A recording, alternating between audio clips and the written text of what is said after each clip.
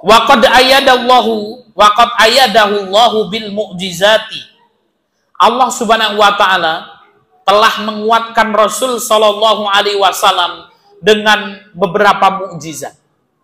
Mukjizat, Bapak Ibu yang dimuliakan Allah, adalah kekuatan luar biasa yang Allah Subhanahu wa taala berikan kepada nabi atau rasulnya.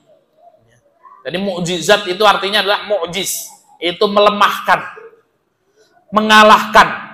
Ya, jadi apa mukjizat itu? Untuk mengalahkan orang-orang yang tidak mau menerima dakwah Nabi Shallallahu Alaihi Wasallam. Dan mukjizat ini adalah kekuatan luar biasa yang diberikan oleh Allah Subhanahu wa taala kepada nabi dan rasulnya.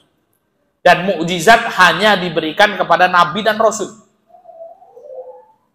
Kalau kekuatan luar biasa yang diberikan kepada hamba-hambanya yang soleh, namanya karomah. Dan karomah ini ada, Bapak Ibu yang dimuliakan Allah Subhanahu wa taala.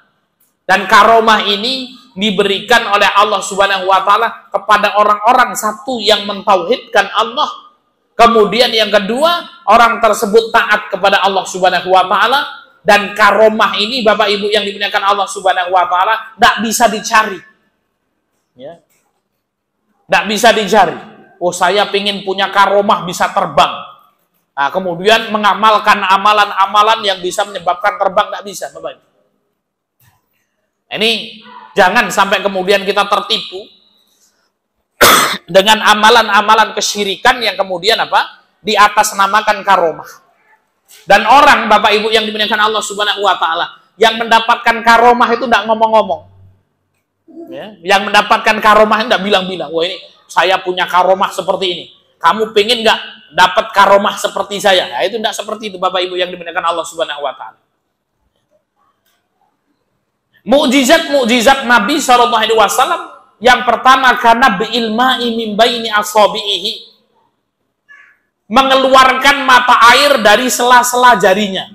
Ini Bapak Ibu yang dimuliakan Allah Subhanahu wa taala.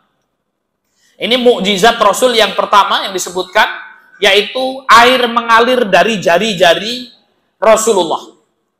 Ini disebutkan dalam hadis yang diriwayatkan oleh Imam Muslim dari Anas radhiyallahu anhu, bahwasanya Nabi Shallallahu Alaihi Wasallam pernah meminta air, lalu diberikan kepada beliau sebaskom air, maka berwudulah kaum muslimin dengan air itu. Dan perkiraan jumlah mereka berkisar antara 60 sampai 80 orang. Dan kata Anas, dan aku menyaksikan sendiri air itu keluar dari sela-sela jari Rasul Shallallahu Alaihi Wasallam. Ini mukjizat Rasul, yaitu Rasulullah pernah mengeluarkan air dari jari-jarinya. Ada sekitar 60 atau 80 sahabat yang berwudu, Bapak Ibu. Airnya cuma sedikit. Ya, Rasulullah dibawakan baskom, kemudian apa? Airnya mengalir dari jari Rasul Shallallahu Alaihi Wasallam, sehingga 60 sampai 80 sahabat itu bisa berwudu semuanya. Kemudian mukjizat Rasul yang selanjutnya, wa taksiru ta'am. Rasulullah pernah ya menjadikan makanan yang sedikit cukup untuk banyak orang. Ini Bapak Ibu yang dimuliakan Allah Subhanahu wa taala disebutkan dalam hadis yang diriwayatkan oleh Imam Muslim, ya. Dalam riwayat ketika itu sedang terjadi perang Ahzab atau yang disebut dengan perang Khandaq. Perang Ahzab ini ya, orang-orang kafir Quraisy ya dan orang-orang Yahudi bersatu untuk menyerang Rasulullah dan sahabat yang ada di kota Madinah. Maka kemudian Rasulullah ya menerima izin sahabat Salman Al-Farisi, di mana kebiasaan orang-orang Persia kalau di kepung musuh mereka buat Khandaq, membuat paret. Maka dibuatlah paret ya, dan ketika itu paceklik, Bapak Ibu yang dimuliakan Allah Subhanahu wa taala, ya, kaum muslimin kekurangan makan. Disebutkan dalam riwayat Rasul sampai membawa 3 butir batu yang diikatkan di perutnya karena saking laparnya. Sampai Rasulullah lemes. dan sahabat yang lain juga lemes. Maka ada sahabat mulia, namanya sahabat tersebut adalah ya Abu Tolhah. Ya, Abu Tolhah Al-Ansori, orang Ansor. Abu Tolhah ini dengar kalau Rasulullah lapar sampai lemes. Maka Abu Tolhah memerintahkan istrinya untuk membuat makanan. Cuman Bapak Ibu yang dimuliakan Allah Subhanahu wa taala, makanan yang dibuat oleh Abu Tolhah ini juga sedikit. Cuman cukup untuk makan Abu Tolhah, istrinya, dan Rasulullah, sudah selesai. Dan keluarganya yang sedikit itu. Sehingga kemudian Abu Tolhah ini diam-diam ya memanggil Rasul Shallallahu Alaihi Wasallam untuk makan di rumahnya Abu Tolhah. Karena makanannya sedikit, kalau ngundang semua sahabat tidak cukup. Maka dengan diam-diam Abu Tolhah mengatakan, ya Rasulullah, kita punya makanan ya Rasul. Ya, namun cuma sedikit ya Rasul. Ya sudah, ya kita mengundang Anda saja ya Rasulullah, kita diam-diam. Ya kemudian apa? Ya ke rumah saya nanti makan. Akhirnya Abu Tolhah pulang, Bapak Ibu yang dimuliakan Allah. Rasulullah datang. Ketika dibuka, ternyata Rasulullah membawa 70 sampai 80 sahabat. Ya. Sehingga kemudian bagaimana nih Bapak Ibu yang dimuliakan Allah Subhanahu wa taala? Ya kita mau ngundang Ustaz Topik, nanti tolong ya ke rumah ya kita makan. Ya, kita makan. Ya, diem-diem aja Ustaz Topik, ya enggak usah ngomong sama Ustaz Sam, enggak usah. Ya, ini sedikit ini makanannya. Ya. Akhirnya kemudian apa? Ketika Ustaz Taufik datang, ternyata satu masjid jamaah ya Al-Hikmah dibawa semua. Ya, padahal makanannya cuman sedikit, Pak. Ya, akhirnya kemudian Abu Tolhah, waduh, ini yang datang banyak, padahal yang diundang hanya Rasul Shallallahu Alaihi Wasallam. Tapi Abu Tolhah ya diam, Pak. Kenapa? Karena ini Rasul. Yang datang Rasul. Maka kemudian apa? Abu Tolhah sama istrinya sudah berdebar-debar ini, aduh malunya ini kalau kemudian apa? Ternyata jamuannya aku kurang. Ada 80 sahabat, Pak. Ya, ada 80 sahabat. Akhirnya kemudian apa? Ya, Abu Tolhah sama istrinya sama keluarganya dipanggil, wahai Abu Tolhah kemarin.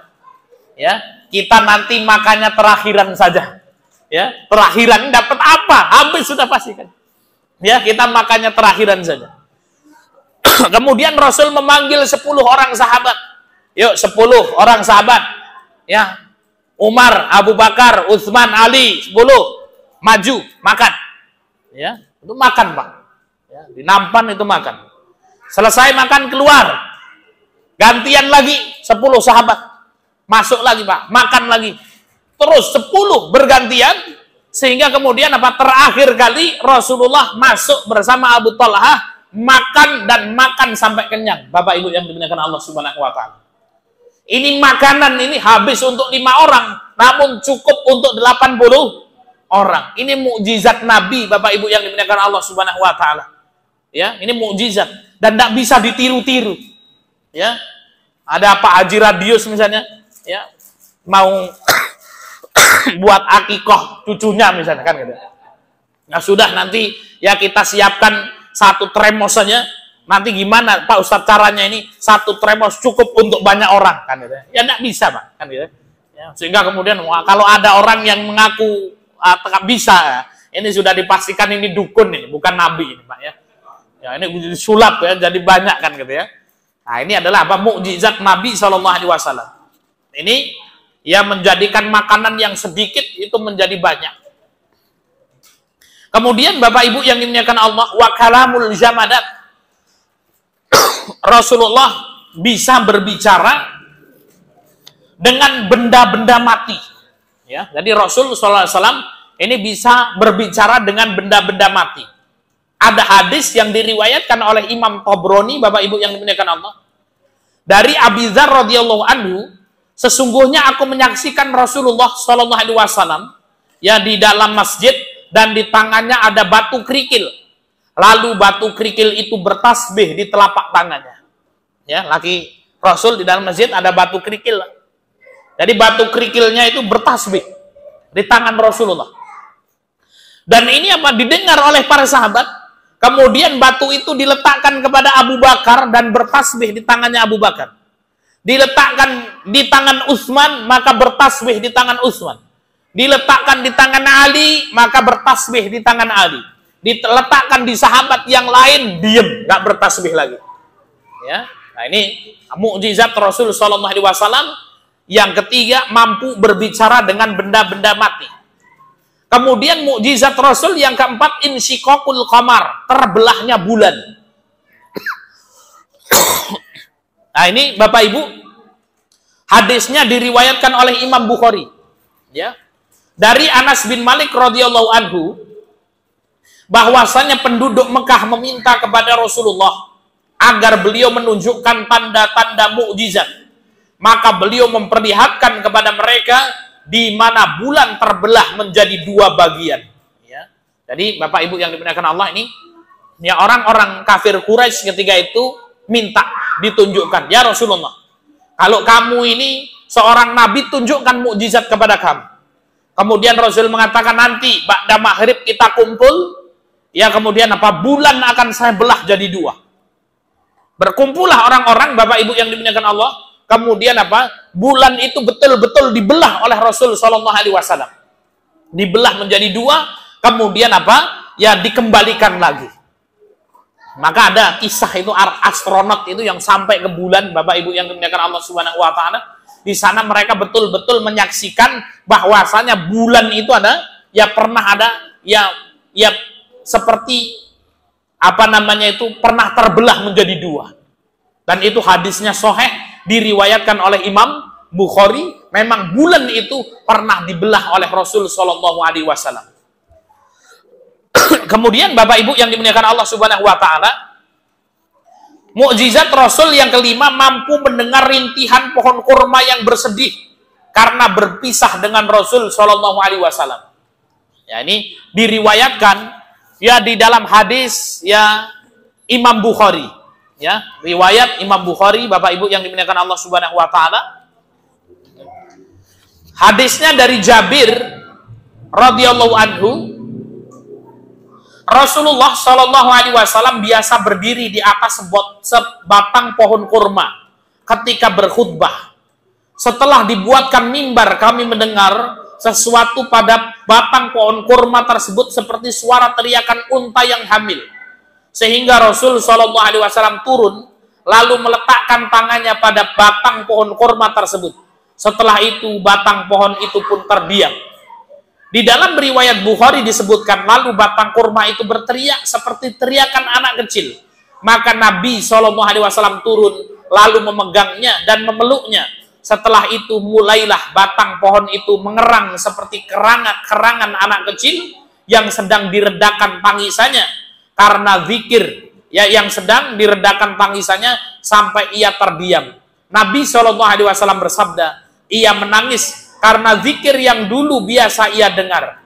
Kemudian dalam riwayat lain Rasul mengatakan, kalau tidak aku peluk, sungguh ya batang pohon korma itu akan terus menangis hingga hari kiamat. Nah, ini Bapak Ibu yang dimuliakan Allah, ini hadis diriwayatkan oleh Bukhari. Hadisnya sahih. Jadi Rasul ya sebelum dibuatkan mimbar itu kalau habis sholat ada pohon kurma, Bapak Ibu, kemudian Rasul itu sering ya senderan. Ya, ini kayak bapak-bapak ini ada tiang kan gitu ya. Kemudian bersender di tiang tersebut, kemudian sambil berzikir bertasbih. Nah, ini Rasul dulu sebelum dibuatkan mimbar ya kalau berkhutbah dekat pohon kurma itu, bersender dekat pohon kurma itu sambil bertasbih. Nah, maka Rasul suatu hari dibuatkan mimbar. Sehingga kemudian para Rasul sudah tidak bersandar lagi di dekat pohon kurma tersebut, ya duduk di dekat mimbar. Maka ketika Rasul sedang berkhutbah, ini pohon kurma menangis. Dan didengar Pak oleh para sahabat. Langsung Rasulullah turun, ditepuk-tepuk ini pohon kurma. Ya dalam riwayat dipeluk. Seperti kemudian apa? Ada anak kecil yang nangis kemudian ditenangkan. Ya. Dan para sahabat bertanya ketika itu, ada apa ya Rasulullah? Ya sesungguhnya pohon kurma ini ya terbiasa mendengar zikir-zikirku dan aku tinggalkan karena aku sudah dibuatkan mimbar yang baru ini. Seandainya aku tidak menenangkannya, niscaya ini pohon kurma ini akan menangis sampai hari kiamat tiba. Ya. Bapak Ibu yang dimuliakan Allah Subhanahu wa taala, pohon saja menangis berpisah dengan Rasul sallallahu alaihi wasallam. Ya. Berat berpisah dengan Rasul sallallahu alaihi wasallam, apalagi para sahabat, Bapak Ibu yang dimuliakan Allah Subhanahu wa taala. Rindu ya dengan Rasul sallallahu alaihi wasallam. Mudah-mudahan kita semuanya dijumpakan ya dengan Nabi Muhammad sallallahu alaihi wasallam.